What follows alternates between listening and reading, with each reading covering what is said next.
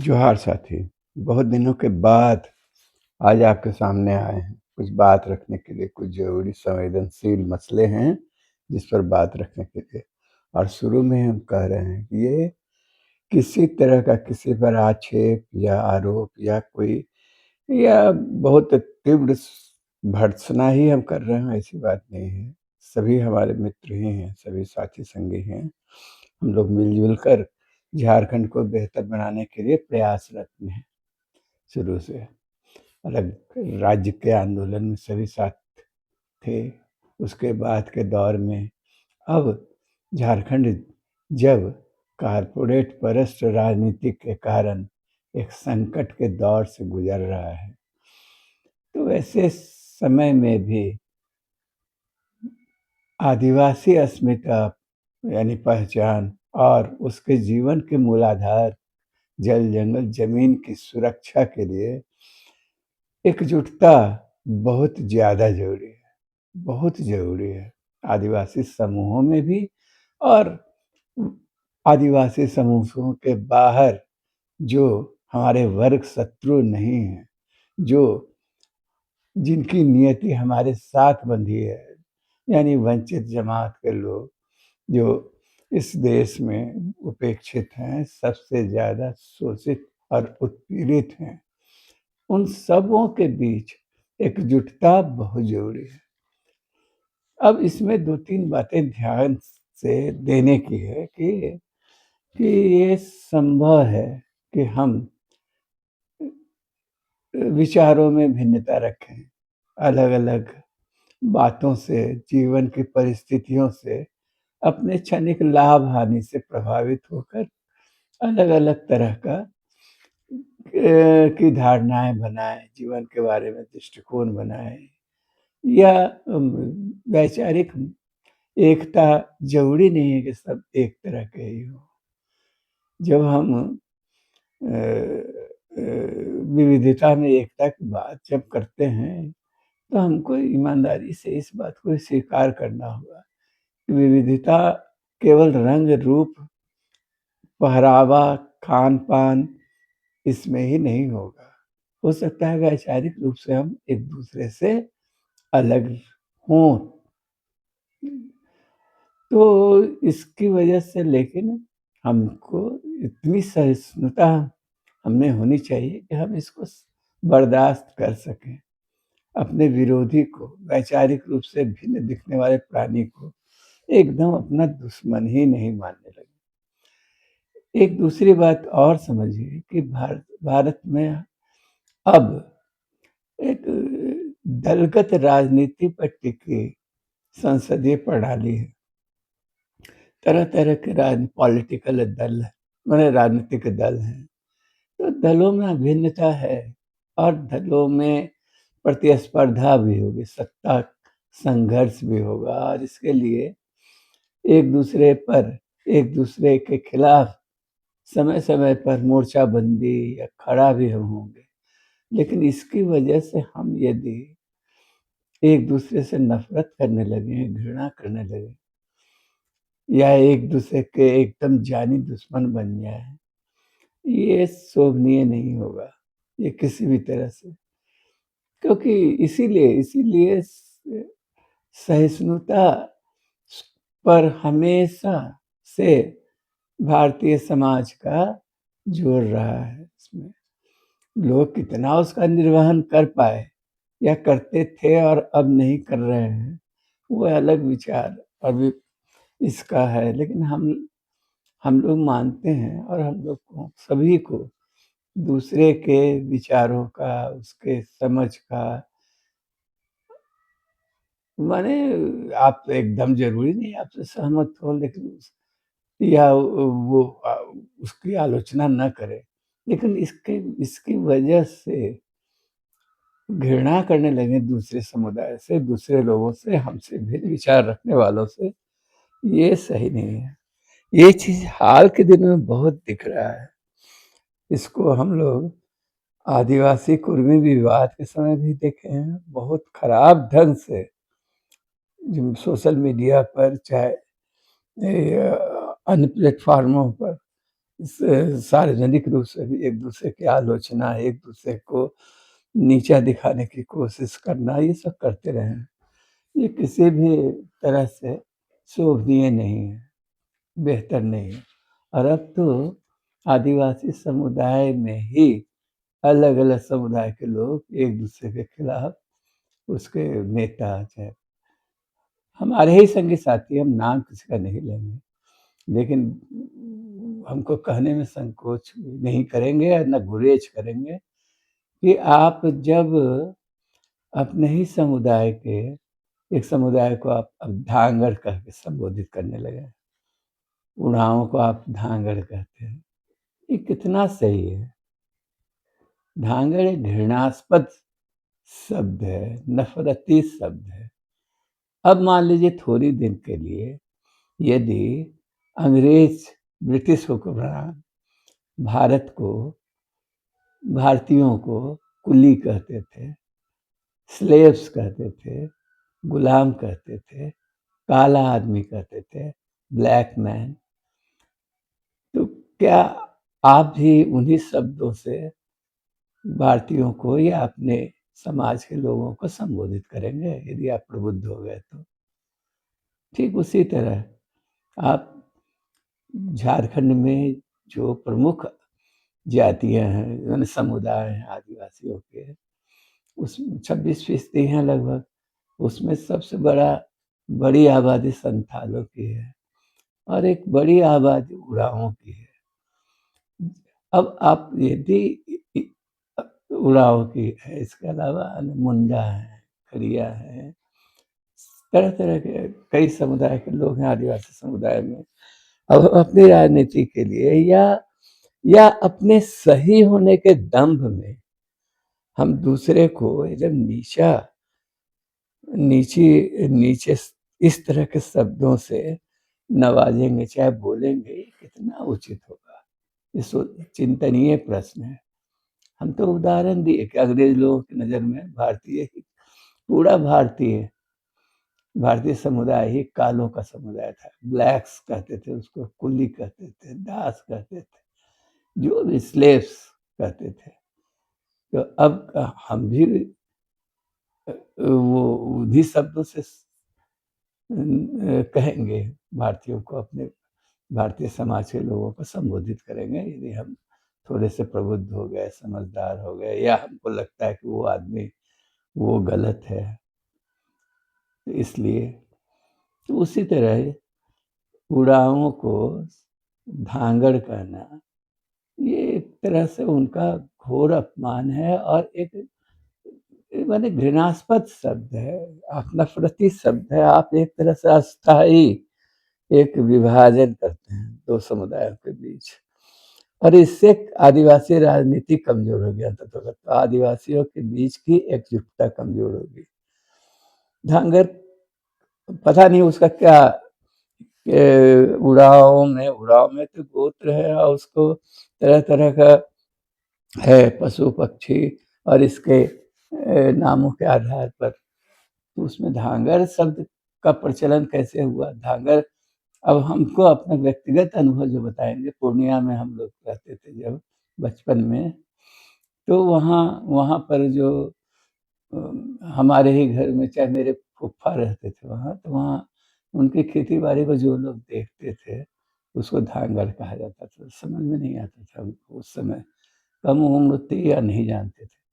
धांगड़ ऐसे भी हिंदी शब्द में गाली की तरह जैसे इस्तेमाल गाली के रूप में नहीं, धांगड़ माने माने एकदम लंबा-चौड़ा मजबूत कद-काठी का थोड़ा-सा बेवकूफ़ आदमी जिसको कहते हैं, बेवकूफ़ यदि ना थोड़ा-सा बौद्धिक उस तरह का नहीं हो, नासमझ हो, तो उसको धांगड़ कहा जाता है। धांगड़ ऐसा हो गया है माने और काम करने का शऊर नहीं आया है। धांगड़ ऐसा हो गए हो, आप कुछ नहीं जानते हो, कुछ नहीं सीखा अब तक, इस तरह से प्रयोग होता था। तो धांगड़ का यदि हम तो कहेंगे तो वो तो एक तारीफ़ी था, मतलब लंबा चौड़ा पुष्ट शारीरिक क्षमता वाला बल वाला आदमी, मेहनत कश आदमी को धांगड़ कहा जाता था। आई में हमारे लिए अपमान की बात नहीं है, हम तो मानेंगे हाँ ठीक ही है। लेकिन वो जो कहा जाता है, उसमें और ज़्यादा घृणा भर के आज बोला जा रहा है उसको। हमारे ही संगी साथी एक-दूसरे को बोल रहे हैं, कुछ लोग बोल रहे हैं। उरांव का कितना गौरवशाली इतिहास रहा है, कितना ज़्यादा उनमें आदिवासियत रही है। ये कोई ये ये जो भी चीज़ यदि आप जाएँगे, डेप्थ में जाएँगे, उनके इतिहास के बारे में पढ़ेंगे और समझेंगे, तो आपको शर्म आएगी, इस तरह के शब्द का इस्तेमाल उनके लिए करना। लेकिन पहले हम इस बात पर उनके बारे में बताएँ, इसके पहले ये आपको कहेंगे कि क्यों हम एक-दूसरे के खिलाफ इस तरह से उसके खिलाफ इस तरह का नफ़रती शब्द का इस्तेमाल क्यों करें हम करते हैं, करने लगते हैं, चाहे कुछ लोग कर रहे हैं। 2 ही वजह ना है, वो आपके विचार आपके हिसाब से आप जिस तरह से सोचते हैं, हूबहू वैसा नहीं सोचते। हम तो कह चुके हैं कि ये दलगत राजनीति का दौर है, संसदीय राजनीति में विभिन्न दल हैं। तो हो सकता है कि आदिवासी समुदाय में भी कुछ लोग भाजपा में जाएँगे। तो इसके लिए हम उनको एकदम गाली-गलौच की भाषा में बात करेंगे, ये उचित नहीं है। उसी तरह मान लीजिए थोड़ी देर के लिए कि हिंदूकरण की प्रक्रिया भी उड़ाव में ज़्यादा है, इसलिए आपको नफ़रत। तो आदिवासी जो ईसाई बन गए हैं, तो उससे सारे आदिवासी नफ़रत करने लगे। तो ये कहाँ तक उचित होगा? और यदि ये भी तो प्रभाव ही है ना भाई। ये आप साथ रहते जब अलग-थलग समाज में था, आदिवासी समुदाय रहता था, एकदम सब जो बाहरी दुनिया से अलग और लगातार संघर्ष में था, तो वो दौर अलग था। अब एक डेमोक्रेसी का ज़माना है, एक साथ रह रहे हैं। यदि 100-200 वर्षों से आज रह तो रहे हैं हज़ारों वर्षों से, तो एक-दूसरे के धर्म से लोग प्रभावित होगा, जीवन शैली से प्रभावित होगा। कोई कम होगा, कोई ज़्यादा होगा। तो इसके कारण मान लीजिए उड़ाव में हिंदूकरण की प्रक्रिया ही तेज़ है, कुछ ज़्यादा है, हो गया है प्रभाव। उसमें बहुत सारे लोग कबीरपंथी भी हैं। कबीर का भी उन पर प्रभाव पड़ा है। क्योंकि वो उनके पूर्वज मान लीजिए हम लोग जैसा मानते हैं कि रोहतासगढ़ के पास वो बिहार का हिस्सा है, बिहार के करीब था, तो वहाँ के कल्चर से वो धीरे-धीरे उनका प्रभाव पड़ा होगा, पड़ा है। लेकिन इससे उनके अंदर की जो आदिवासियत है वो कम हो जाए है, ये नहीं कहा जा सकता है। आप ही कहते हैं, आपका ही कहना है कि धर्म बदलने से नस्ल नहीं बदलता है। तो यदि मान लीजिए वो उन पर हिंदूकरण का प्रभाव है, थोड़ा एक मतलब उड़ाव के एक सेक्शन पर, सब तो नहीं है, समझे ना? तो लेकिन मान लीजिए प्रभाव है, तो और यदि हिंदू हिंदू तो बन नहीं सकता है कोई, ये तो हम बहुत बार कह चुके हैं। हिंदू बनने की प्रक्रिया है ही नहीं। आप ईसाई बन सकते हैं, मुसलमान बन सकते हैं, जैनी और बौद्ध बन सकते हैं, पारसी बन सकते हैं। पारसी के बारे में हम नहीं कह सकते हैं, जैनी, बौद्ध और सारे धर्मों को अंगीकार कर सकते हैं, लेकिन हिंदू नहीं बन सकते हैं। हिंदू के बारे में हिंदू एक जीवन शैली है, सदियों से बना है और उसमें धर्म भी है, उसमें पाखंड भी तरह-तरह का, चाहे मनुवादी कल्चर जो जो वर्ण व्यवस्था वहाँ का जो है, उसके कारण ये सब चीज़ें बहुत और दुरूह हो गई हैं। तो ये ये ठीक है, तो इतना ही कहेंगे हिंदूकरण का उन पर प्रभाव है। ठीक है, रामदयाल मुंडा के पिताजी तो रामायण गाया करते थे, सुबह-सुबह रामायण का पाठ करते थे। बहुत ऊँचे स्वर में गाते थे। बहुत सारे लोग हम कभी उड़ीसा गए थे, वहाँ कुछ लोगों से तो वहाँ ये रामायण गाया जाता है और वो आदिवासी ही गाते हैं उसमें, बहुत सारे जगह हम देखे हैं। तो इससे लेकिन इससे इसकी वजह से उनमें आदिवासियत जो मूल भावनाएँ हैं, वो कम हो गई होंगी, ऐसा नहीं कह सकते हैं। और हो भी गई तो क्या हुआ? मनुष्य तो हैं ना हम सब। तो ये तो यदि हमको अ, और हम सिद्धांत रूप से ये भी मानते हैं कि धर्म बदलने से नस्ल नहीं बदलता, तब फिर क्यों इतना चिढ़, इतना गुस्सा, किस लिए? अरोड़ाओं की तो बहुत समृद्धशाली पर का इतिहास रहा है। वो उनका जो थोड़ा बहुत हम जो इस बीच इत्तेफाक से गुजरा मेरी आंखों में। अच्छा, एक चीज बताइए कि हिंदूकरण की प्रक्रिया से तो बहुत गुस्सा आता है कि उसमें उड़ाव में है, लेकिन इतिहास में ये बात दर्ज है कि पहले 4 आदिवासी ईसाई जो बने थे वो उड़ाव ही थे। ये मिशनरियों के इतिहास में ये बात दर्ज है। आपको जो लोग जानते हैं वो वो इसके बारे में बता सकते हैं कि ईसाइयत का प्रभाव भी, ईसाई धर्म को अंगीकार करने का सिलसिला भी उड़ावों से ही शुरू हुआ। भले आज मान लीजिए कह सकते हैं कि आप उसमें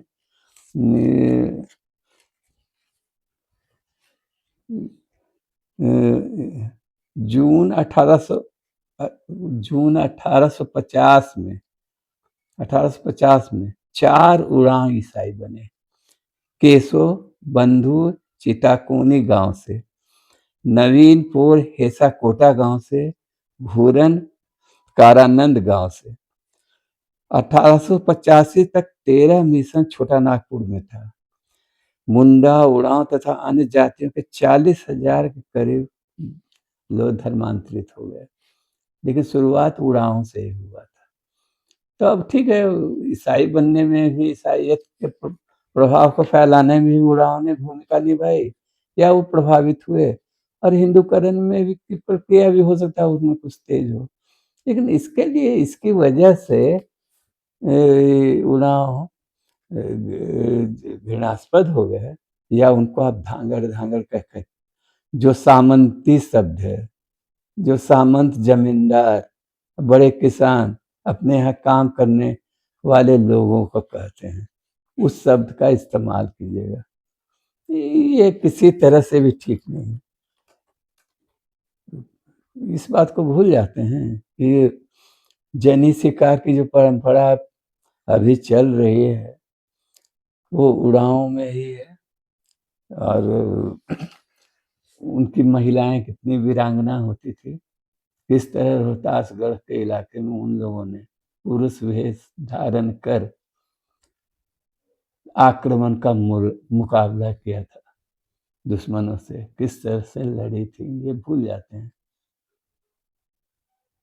और ये भी मत भूलिए कि उनके यहाँ बहुत, उनकी भाषा संस्कृति भी अन्य आदिवासी समुदाय की तरह ही बहुत गौरवशाली है।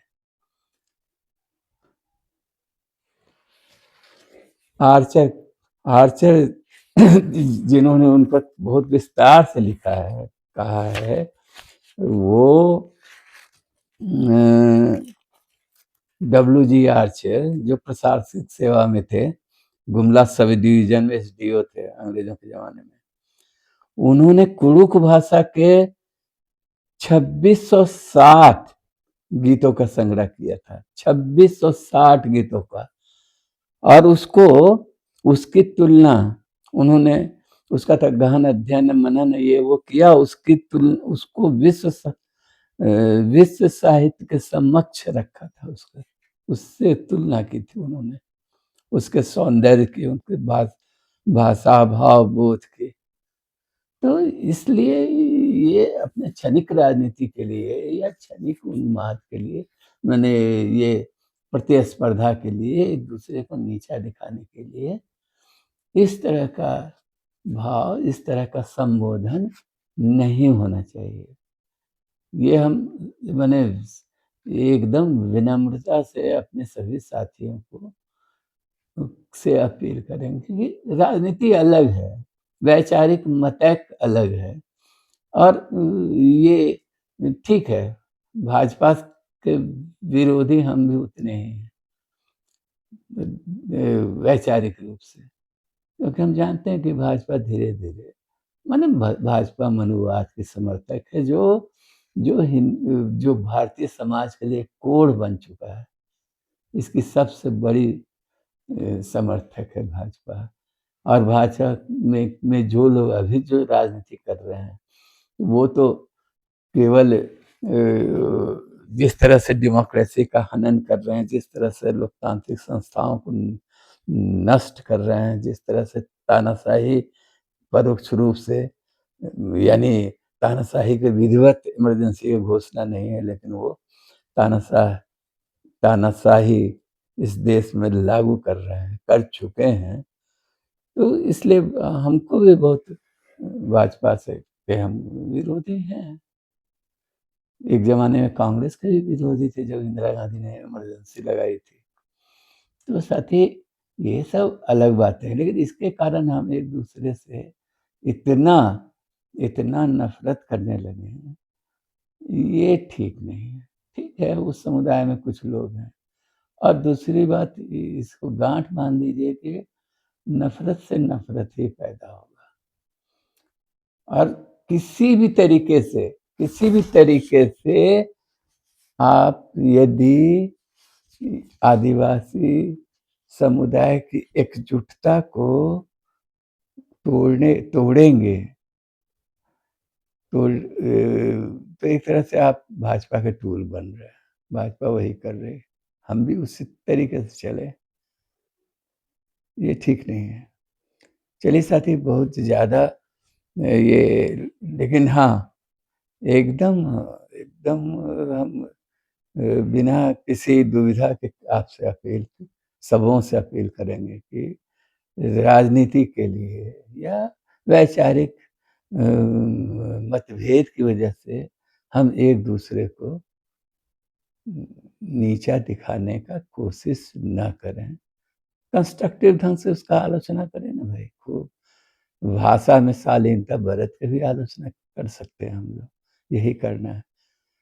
उरावों को और कुछ लोगों की वजह से या जिससे आपको चिढ़ है, उसकी वजह से धांगड़ कह के पुकारा जाना, ये क्योंकि धांगड़ उनकी परंपरा का शब्द नहीं है मेरे हिसाब से। धांगड़ सामंती समाज, ज़मींदार, उत्पीड़क, बड़े किसान, अपने यहाँ काम करने वाले, एक तरह से बेगार के रूप में जिसको खटाते थे वो लोग, उसको धांगड़ कहते थे और वो एक घृणास्पद शब्द था। और वही उसी शब्द का इस्तेमाल हम अपने साथियों के लिए करें, अपने एक समुदाय विशेष के लिए करें, आदिवासी समुदाय के ही लोग दूसरे समुदाय के लिए, ये किसी तरह से भी उचित नहीं है। धन्यवाद। जोहार साथी।